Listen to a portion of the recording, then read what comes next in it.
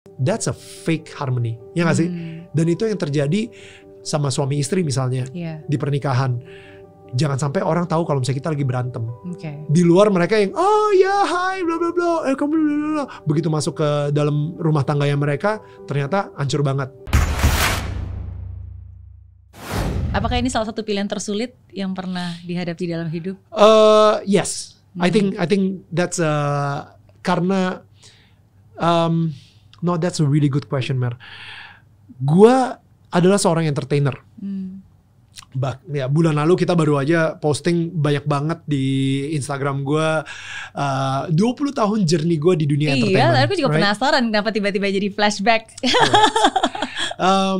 Maksudnya it's like karena bulan April 2003 dan sekarang April 2023 gue agak-agak nostalgia dikit lah. Jadi akhirnya gue yang kayak posting-posting banyak soal itu. Nah, tapi ketika gue sekarang ini mendapat sebuah kayak I don't know, callingan baru sebagai seorang komunikator, bukan seorang entertainer lagi, seorang komunikator. Gue lumayan gak nyaman menjadi seorang komunikator, karena Oke, bedanya apa? Orang-orang mikir kayak what does that mean? Ini dalam banget. Ya, ini secara filosofi dalam banget. Being an entertainer, tugas lo adalah selalu entertain orang. Yeah. Being a communicator, tugas lo adalah menyampaikan apa yang pengen dikomunikasikan oleh klien. Ketika gue menjadi seorang entertainer, tugas gue adalah pokoknya gue bikin semua orang seneng. Gue jujur 20 tahun kemarin itu gue adalah seorang people pleaser banget. Gue pengen banget please everyone. Selalu pengen. Tapi hari ini ketika gue mendapat titah sebagai seorang komunikator, I have to communicate a message. Nah, kenapa jadi seorang komunikator susah? Kalau misalnya pesannya lu kayak misalnya ya pesannya lu disuruh nge-MC soal rokok misalnya kayak gitu. Padahal lu bukan perokok. Tapi lu sebagai seorang komunikator you have to do it. Misalnya seperti itu. Atau kalau misalnya lu udah jelas banget purpose lu itu apa dan passion lu di mana, ya lu bisa bilangnya sorry banget ini nggak sesuai dengan hati gue nggak bisa nge-MC-in soal rokok gitu misalnya gitu kan. Nah, tapi intinya itu, sebagai seorang komunikator, lu harus mengkomunikasikan apa yang klien lu pengen komunikasikan. Because you're freaking good at it, right? Lu emang jago aja gitu.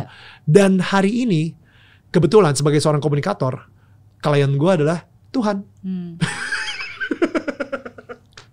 Yeah. And you're a very efficient and effective communicator, very influential communicator. Jadi ketika gue bahkan di Instagram gue tulis gue ini hanya seorang mikrofon. I'm God's microphone to spread peace, love, and joy. Tapi peace-nya Tuhan, kedamaiannya Tuhan itu berbeda dengan keharmonisan yang dunia ini definisikan. Mereka bilang udah damai, udah damai aja. Oh come on man, kayak oh my goodness, itu yang gue gak tahu ini boleh ngomong ini atau enggak. Itu yang dipakai sama seseorang ketika mau korup. Udah kita damai aja ya. Understand. Itu definisi damai dunia ini. Tapi Tuhan mempunyai definisi damai yang berbeda. Contoh, peacemaker. Kita disuruh menjadi peacemaker. Peacemaker itu adalah making peace, melakukan kedamaian, making peace. Sekarang ini orang-orang di dunia ini mendefinisikan bukan peacemaker lagi, peacekeeper. Oh. Make sure semuanya damai. Make sure semuanya harmonis. Ketika lu sama gua, kita nggak suka satu sama yang lain, tapi kita duduk di sini. Kita diem-dieman, dan ketika kamera roll, kita bisa ketawa, yo, apa kabar, Mer, udah lama banget, bla bla bla bla bla. Abis itu begitu kita selesai syuting, kita keluar, cabut, pisah. Man, I really freaking, gue sebenarnya nggak suka banget lagi sama whatever gitu kan. Tapi supaya kita bisa keep the harmonis dan kita bisa mempertahankan si damainya ini, ya udah kita acting aja. Yang penting harmonis, yang penting penonton tahu nih kalau misalnya kita ini damai nih orangnya. That's a fake harmony, ya nggak sih? Dan itu yang terjadi sama suami istri misalnya di pernikahan. Jangan sampai orang tahu kalau misalnya kita lagi berantem. Di luar mereka yang oh ya hai bla bla bla, kamu bla bla bla. Begitu masuk ke dalam rumah tangganya mereka ternyata hancur banget. Karena mereka terus menjaga fake harmony. Kedamaian yang Tuhan ingin sampaikan ke dunia ini itu berbeda definisinya dengan kedamaian yang kita tahu. Dan ya itu aja baru satu tuh, peace yang I'm God's microphone to spread peace, love and joy. Wow. Kayak gitu. Dan gue bisa panjang sih dan gak akan cukup waktunya untuk kita ngomongin semuanya love dan joy juga. Iya. Tapi karena role-nya yang shift itu tadi dari seorang entertainer dan sekarang menjadi communicator, dan itu of course salah satu pilihan yang sangat sulit ya, karena kan untuk bisa mengeksekusi hal itu sometimes as a communicator kan ini harus nyampein ini. Maksudnya sometimes kan kadang-kadang it might belum tentu itu pasti bisa diterima. Dan bisa juga nanti disalahgunakan atau mungkin disalahartikan karena kan ya namanya juga komunikasi itu kan pasti kan apa yang kamu pikirkan, apa yang kamu ucapkan. Habis itu apa yang saya dengar dan apa yang saya simpulkan. Kan dua orang yang berbeda. Mungkin pemikirannya seperti apa, ngomongnya seperti apa, tapi kalau yang menerima mendengarnya sepotong-sepotong dan dimaknainya berbeda, jadinya berbeda kan. Exactly. Tapi again, gue tidak nyaman banget karena gue dulunya, bukan dulunya ya, sampai sekarang gue masih mempunyai that identity as an entertainer. Tapi entertainernya itu tolong diturunin dikit dan sekarang difokuskan ke communicatornya. Nah ya communicator inilah yang lumayan membawa orang-orang tidak nyaman. But I believe His grace is always sufficient. Amin. For you to do the task. Amin. Pertanyaan terakhir sebelum abis itu you can ask me one question. Kalau gitu berarti apa pelajaran paling berharga atau paling resonate sekarang yang hidup pernah berikan kepada Daniel sampai hari ini? Oh wow.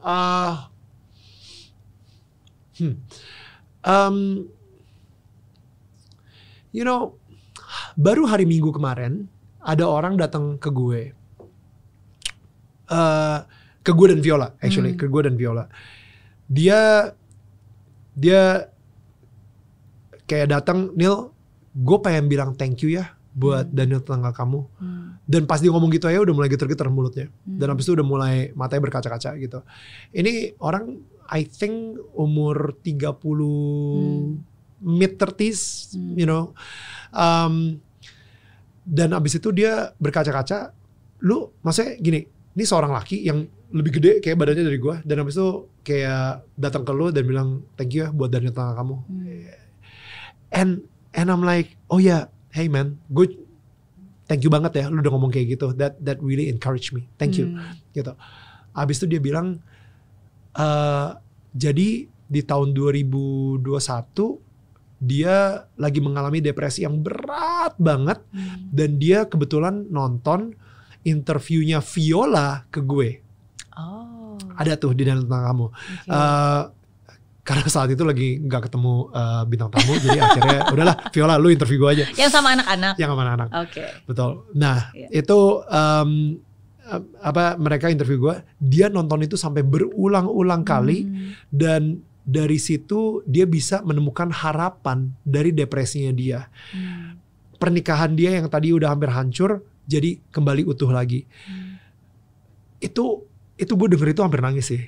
Like oh my goodness. You know, dan di situ gue sadar gue sebagai pohon, bukan sebagai pohon sih actually. Gue sebagai ranting, ini salah satu buah yang berhasil terbuahkan. Ya kan? Iya, terbuahkan. Iya kan? Jadi dihasilkan dari si ranting tersebut. And I feel like wow. Dan ini nih buahnya manis rasanya. You know, buahnya manis rasanya. Dan manis rasanya itu yang makan siapa sih? Tuhan nanti yang makan. Dia yang nikmatin, ya kan? Pelajaran hidup ini yang menurut gue luar biasa banget sih. Dan Tuhan tuh kayak, lu abis ini bakal makin banyak kok buah-buahnya. Makin banyak banget. Gue barusan cerita sama lu ya tadi ya soal panen gitu. Harvest gitu. Selama ini dari gereja, dari Injil, kita selalu mikir kalau harvest atau panen itu adalah tentang financial, tentang duit gitu.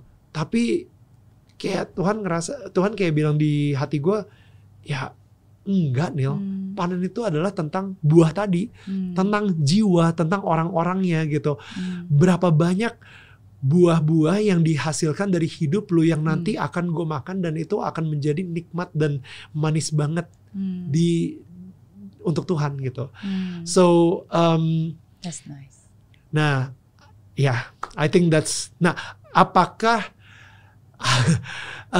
bagaimana caranya supaya gue bisa lebih berbuah lagi? Kadang-kadang ranting-ranting ini harus dipotongin. Ranting-ranting yang sudah mulai busuk, ranting-ranting yang udah gak berguna, ranting yang udah ditempelin sama parasite, benalu dan lain-lain, itu harus dipotong-potong.